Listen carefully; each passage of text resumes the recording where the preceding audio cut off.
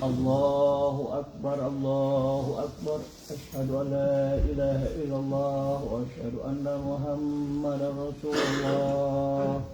Hayya 'alas shalah, hayya 'alal falah. Qad qamatis shalah, qad qamatis shalah. Allahu Akbar, Allahu Akbar. La ilaha illallah. Tuh.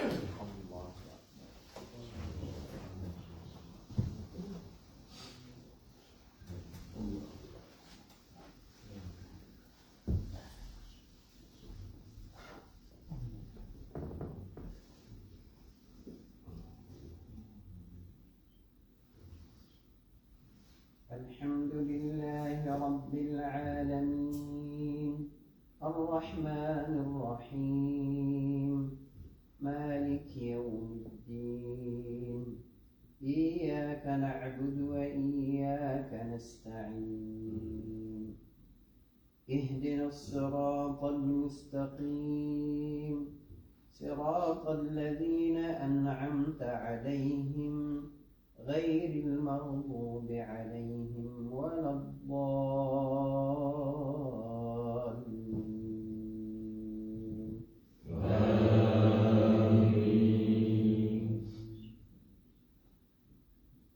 قول معروف ومغفرة خير من صدقة يتبعها أذى والله غني حليم يا أيها الذين آمنوا لا تبطلوا صدقاتكم بالمن والأذى كالذي ينفق ماله رئاء الناس ولا يؤمن بالله واليوم الآخر فمثله كمثل صفوان عليه تراب فأصابه وابل فتركه صلدا لا يقدرون على شيء مما كسبوا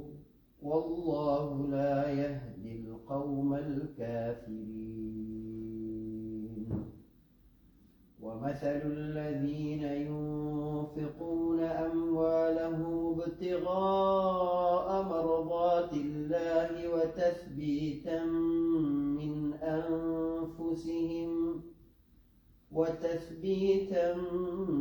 أنفسهم كمثل جنة بربوة أصابها وابل فآتت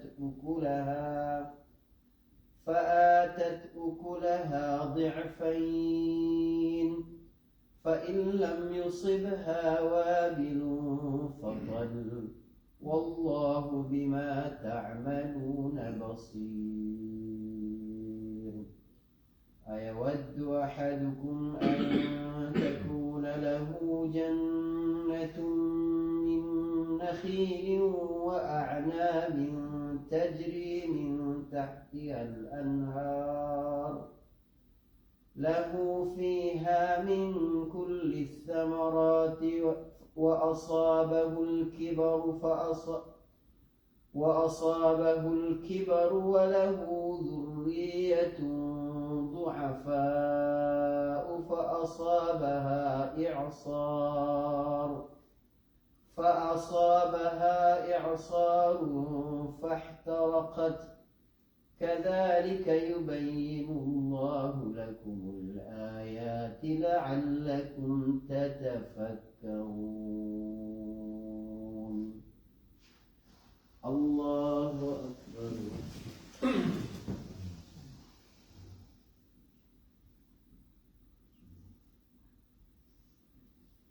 سمع الله لمن حمده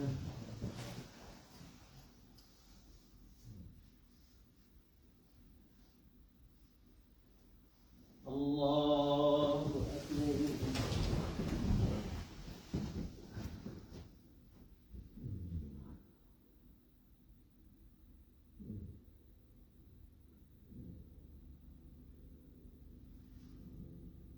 الله أكبر.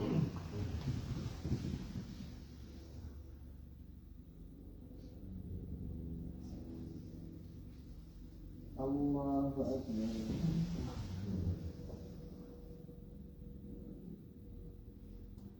الله أكبر.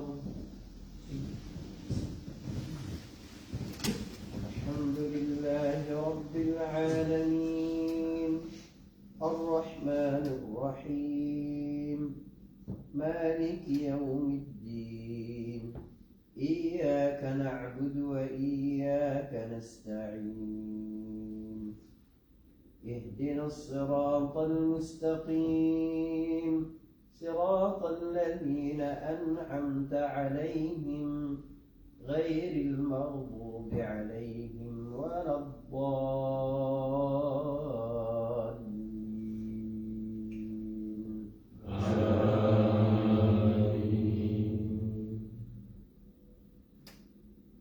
يا أيها الذين آمنوا أنفقوا من طيبات ما كسبتم ومما أخرجنا لكم من الأرض ولا تيمموا الخبيث منه تنفقون ولستم بآخذيه إلا أن تغمضوا فيه واعلموا أن الله غني حميد. الشيطان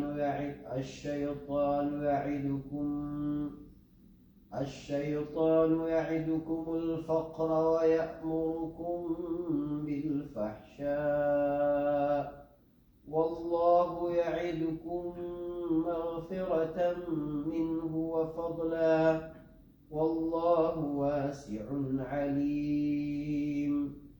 يؤتي الحكمة من يشاء ومن يؤت الحكمة فقد أوتي خيرا كثيرا وما يذكر إلا أولو الألباب. الله أكبر.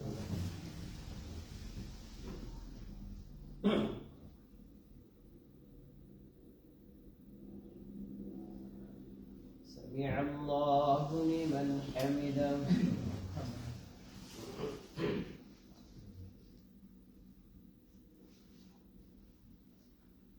الله أكبر.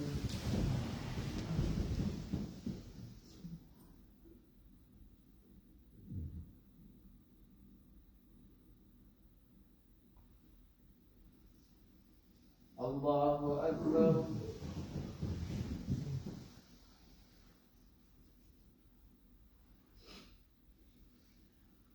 الله أكبر.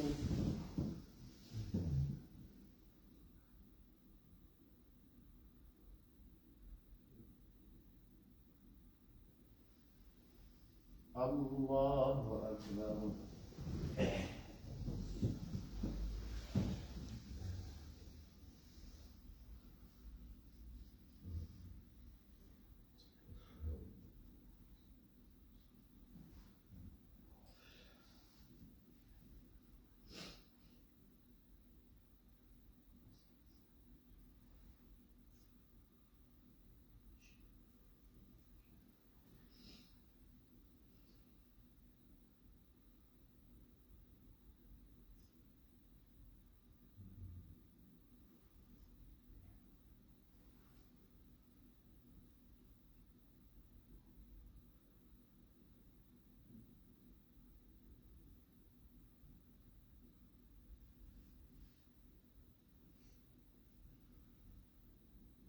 السلام عليكم ورحمة الله.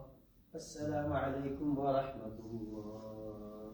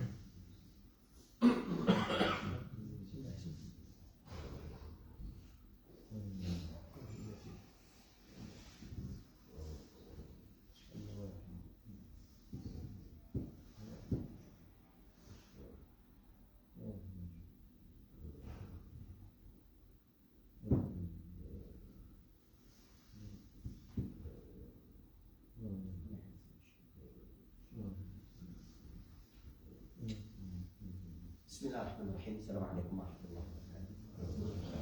Alhamdulillah. Wassalatu ala rasulillah.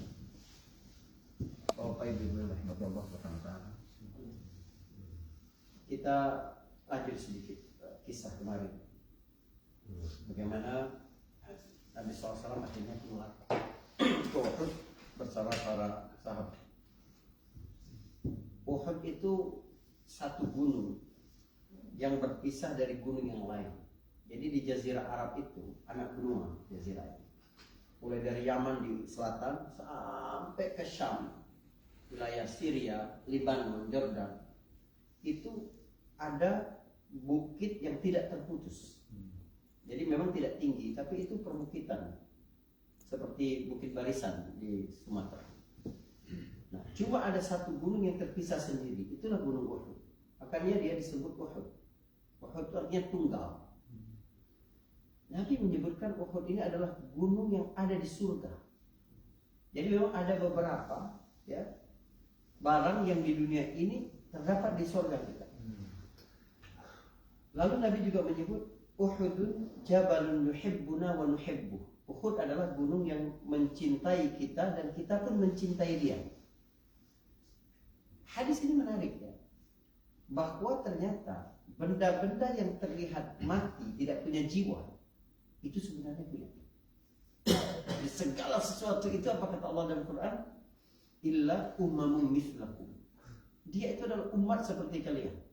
Banyak sekali hadis Nabi yang mengisyaratkan bahwa benda-benda mati kita lihat seperti tidak ada jiwanya, itu ternyata punya jiwa. Batu pernah memberi salam kepada Nabi Sallallahu Alaihi Wasallam. Kata Nabi, inilah a'lamu hajaran di Makkah. Aku paling tahu tempat batu-batu di Makkah. Kenapa? Karena yusallimu alayya qabla an ub'ath. Dia tuh dulu memberi salam kepadaku sebelum aku diutus menjadi nabi. Jadi di antara bentuk kasih sayang Allah kepada Nabi sebelum berjumpa Jibril, sebelum dibebani syariat, sebelum mendapati sesuatu yang supranatural, Nabi itu dibiasakan dulu dengan kejadian-kejadian biar nanti tidak kaget. Di antara kejadiannya adalah Nabi jalan, tiba-tiba ada memberi salam, Assalamualaikum ya Muhammad. Nabi lihat, cuma batu. Ya, ada yang memanggil dia di atas juga waktu mimpi dan lain sebagainya. Jadi batu memberi salam. Kemudian Uhud mencintai kita. Kemudian Nabi berbicara kepada Uhud. Nabi pernah naik ke Uhud bersama Abu Bakar dan Umar dan Utsman. Jadi mereka berempat. Tiba-tiba gunung Uhud itu bergoyang, ya, seperti gempa. Nabi menancapkan tongkatnya dan berkata, "Uthbut Uhud." Diam kamu wahai Uhud. Fama 'alaika illa nabiyyun wa siddiqun wa syahidan. Yang di atas kamu sekarang itu seorang nabi, seorang siddiq yaitu Abu Bakar, dan dua orang syahid yaitu Umar dan Utsman. Jadi dua sahabat ini, Umar dan Utsman ini sudah tahu akhir hidup mereka pasti bakal dibunuh. Nabi bilang kepada mereka, ya, bahwa mereka bakal syahid. Subhanallah. Kemudian ada lagi kejadian apa lagi? Nabi dulu waktu pertama kali di Madinah itu belum ada mimbar. Jadi Masjid Nabawi itu ada 6 tiang yang 3 baris. Jadi ada 18 jumlah tiang. Tiang yang di tengah itu tempat Nabi bersandar. Kalau Nabi khutbah, Nabi merasa capek, Nabi bersandar di situ. Waktu menggunakan tiang itu, Nabi pakai tombak. Itu kita di Indonesia pakai tongkat. Itu asalnya. Sebenarnya tombak. Tapi sejak Nabi menggunakan mimbar, Nabi tidak pernah gunakan tombak itu lagi. Jadi itu untuk ya kewibawaan. Begitu sudah ada mimbar, sudah. Jadi ada seorang perempuan dari Ansar bilang ke Rasulullah, "Ya Rasulullah, gimana kalau kami buat mimbar untuk engkau?" "Oh, bagus sekali," kata Nabi. Subhanallah. Berarti inovasi dalam agama asal tidak berkaitan dengan ibadah ritual mahdoh, tidak apa-apa. Menggunakan mic, kita menggunakan mobil untuk ke masjid, kita menggunakan macam-macam, ya, kamera dan lain sebagainya, silahkan, tidak apa-apa. Kata Nabi, bagus sekali. Lalu Nabi pun akhirnya menggunakan mimbar itu. Waktu pertama kali Nabi menggunakan mimbar, Nabi ceramah naik ke mimbar itu, tiang yang biasa digunakan Nabi untuk bersandar itu tiba-tiba menangis. Kata sahabat, kami mendengar tangisannya seperti tangisan bayi. Dalam satu riwayat seperti tangisan perempuan yang hendak melahirkan. Memang benar-benar sesegukan karena sedih. Hanya berpisah dengan Nabi beberapa meter jarak dari tiang itu ke mimbar. Kata Hasan Al-Basri, seorang tabi'in, berjumpa sahabat tapi nggak berjumpa Nabi, kita lebih berhak untuk sedih karena kerinduan dengan Rasul Shallallahu Alaihi Wasallam, untuk menangis karena kerinduan dengan Rasulullah dibanding tiang itu. Nabi turun dari mimbar itu dan menenangkan tiang itu, turun dari mimbar dan menenangkan tiang itu. Lalu Nabi berkata, kalau aku tidak turun menenangkannya, kamu akan mendengar tangisannya sampai hari kiamat. Subhanallah. Artinya benda-benda itu ada jiwa. Baik. Para sahabat turun. Jadi Gunung Uhud dari Madinah itu ada di sebelah kanan, di sebelah kiri itu ada bukit kecil. Orang-orang sana menyebutnya Jabal Ainain atau bukit dua mata. Sebab dari situ dapat mengawasi sekitar dengan baik. Jabal Ainain ini. Nabi perintahkan seorang sahabat Jubair, ya, Abdullah bin Jubair, untuk memimpin 50 orang ahli memanah. Kamu tunggu di sini, apapun yang terjadi kamu nggak boleh turun, kata Nabi. Paham? Kamu melihat kami memperoleh kemenangan, kamu tetap di situ. Kecuali aku perintahkan kalian turun. Kamu melihat bangkai-bangkai kami dimakan oleh burung-burung pemakan bangkai, kamu nggak boleh turun sampai ada perintah dari itu kamu turun. Clear sekali perintah Nabi SAW.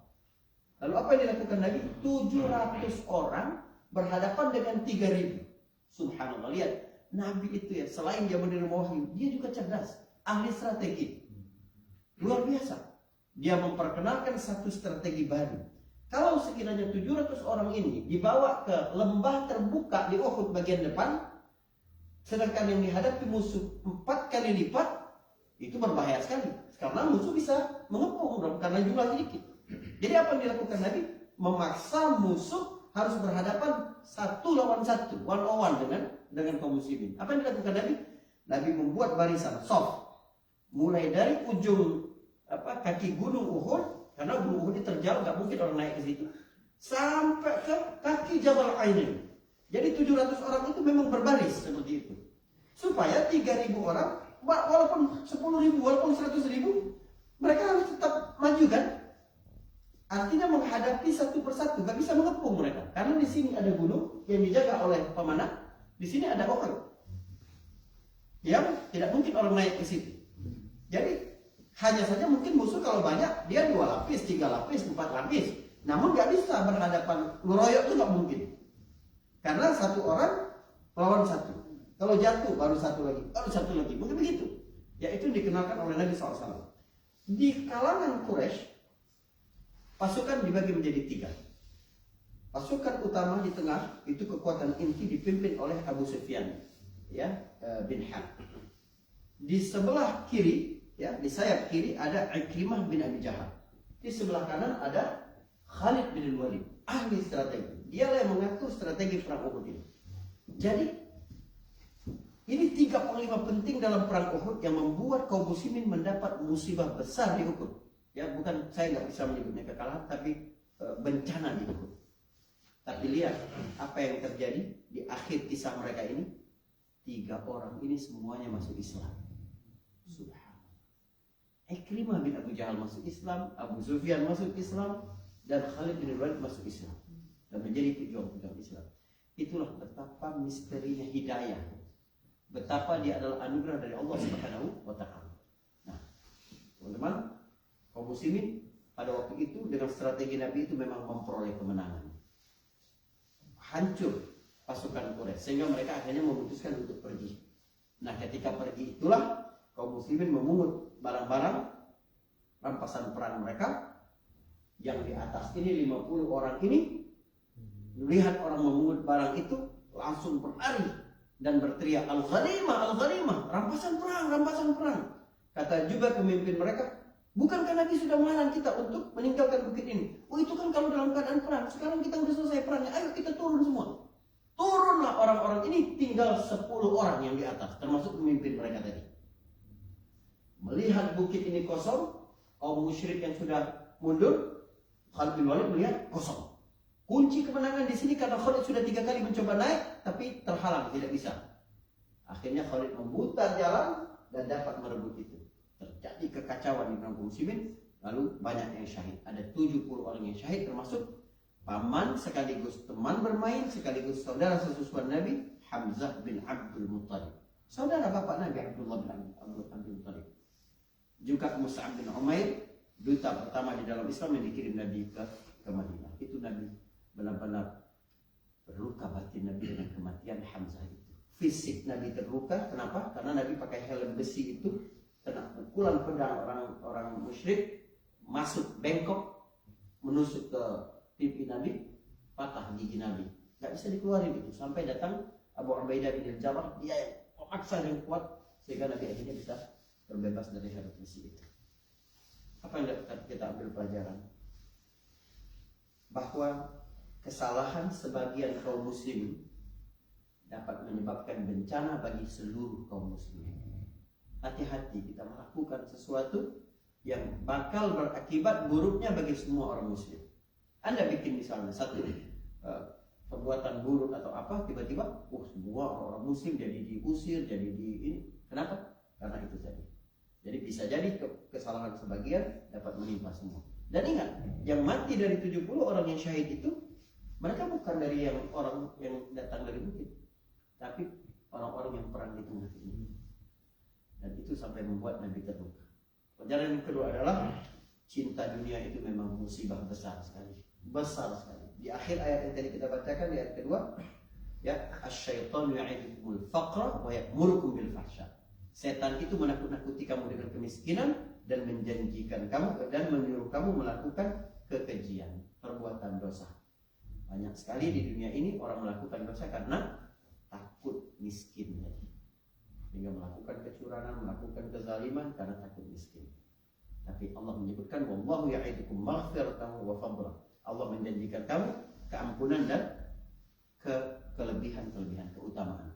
Keampunan itu untuk akhirat. Kelebihan rezeki yang jauh dari usaha kita, lebih besar dari usaha kita, itu di dunia. Ya, usaha kita mungkin cuma berapa, tapi Allah berikan kita kesehatan, rasa bahagia, rasa bersatu dalam persaudaraan, itu jauh lebih bernilai dari apa yang kita usahakan selama ini.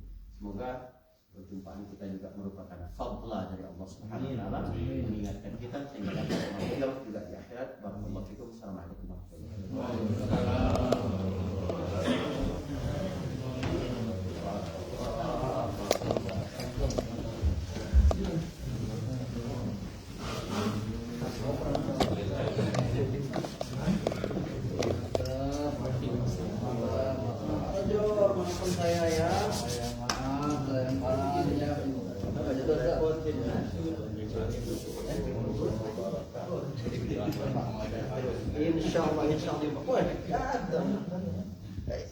Insyaallah.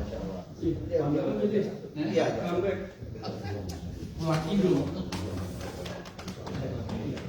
Enggak berani yang kedua habis sisa ya. Habis sisa tadi.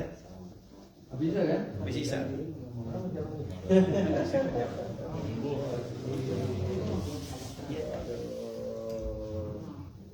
Welcome back. Ini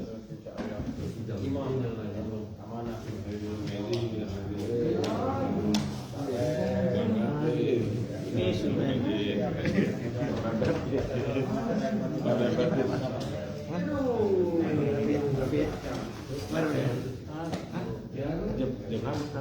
oh, bentar. Habis maghrib aja. Habis apa maghrib? Maghrib. Kamu soalnya jam 1. Bisa, 12 sampai jam 1, 12 berapa? Ya tak, kalau lebih sisa takut. Bisa. 3 lagi. Berarti rame-rame dong sini. Bisa tapi maghrib. Maghrib kayaknya, Pak. Wah. Iya. 8.30 belum bisa.